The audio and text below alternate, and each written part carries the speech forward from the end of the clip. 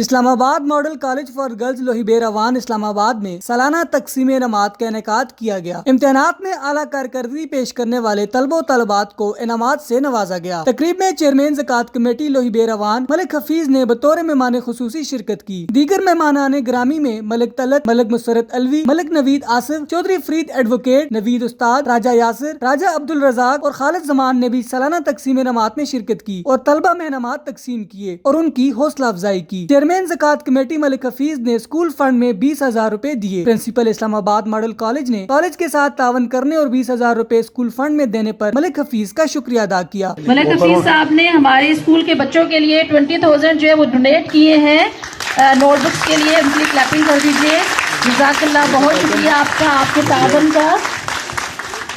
دیگر مہمانوں نے بھی اسکول فنڈ میں اپنا حصہ ڈالا اور اسکول کے ساتھ بھرپور تعاون کرنے کی یقین دہانی کرائی۔ عکاسی راجہ ساجد، رپورٹ حمزہ احسان۔ ہمارے یوٹیوب چینل خبرنامہ ٹی وی کو سبسکرائب، فیس بک پیج کو فالو اور لائک کیجیے تاکہ ہر نئی آنے والی ویڈیو آپ تک فوری پہنچ سکے۔ شکریہ۔